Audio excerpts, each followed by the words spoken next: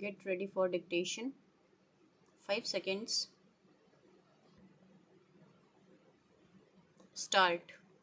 Learned Council for the District Cooperative Banks, however, submitted that the Reserve Bank of India must assure that the entire amount offered by the district cooperative banks for exchange after due verification in the form of demonetized notes will be duly replaced by commensurate amount of legal tender notes contemporaneously. The learned Attorney General on instructions submitted that the policy of replacement of legal tender notes as applicable to public sector banks and other banks will be applied even in the case of district cooperative banks for exchange of demonetized currency with the legal tender currency. We accept the assurance given by the learned Attorney General in this behalf.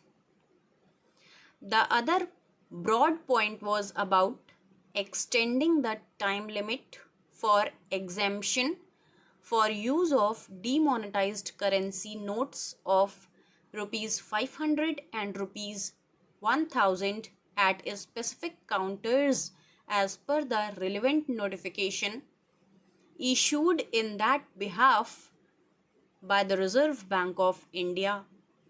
It was contended that the exemption period provided in the concerned notification is expiring. Hence, it will not be possible to deposit the demonetized notes at specified counters thereafter. Even in the case of emergency situation like hospitalization, travel by railway or air, etc., in our opinion, whether the exemption period should be extended or not must be best left to the judgment of the government of the day, with a hope that the government will responsive and sensitive to the problems encountered by the common man. Accordingly, we decline to issue any interim direction to the government in the matter of extending the period of exemption and leave it open to the government to take appropriate decision in that behalf as may be advised.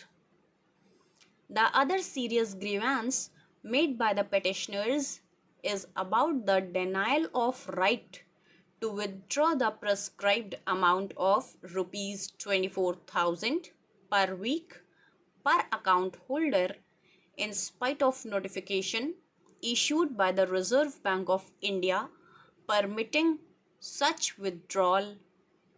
It was submitted that if the government has issued such notification after due consideration, it is obliged to ensure that its commitment made under the said notification is implemented without any exemption.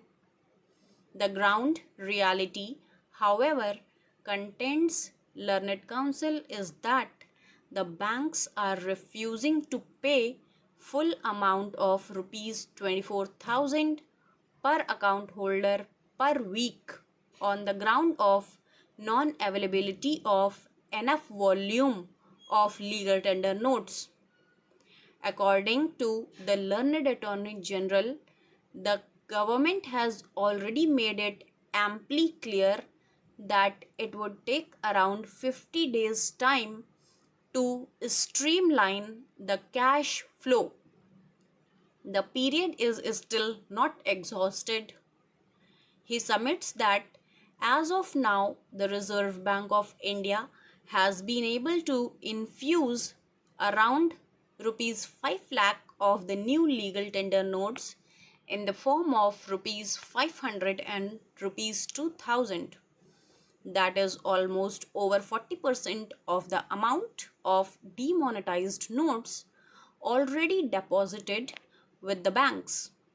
Further, the authorities are working to the best of their ability to diffuse the crisis of cash flow situation by printing new notes. It is further submitted that for the nature of decision taken by the government to unearth the black money or unaccounted money and to dry up the terror fund and defeat the attempt of circulation of large scale counterfeit currency, maintaining complete secrecy of such a decision was imperative. For that reason, new currency notes could not be printed well in advance. He submits that the old demonetized notes will be replaced by new legal tender notes in the form of rupees 500 and rupees 2000 progressively in right earnest. Considering the stand taken by the learned Attorney General, we may commend to the authorities to fulfill their commitment made in terms of the stated notification permitting withdrawal of rupees 24,000 per account holder of the bank per week to the extent possible and review that decision periodically and take necessary corrective measures in that behalf. Stop over.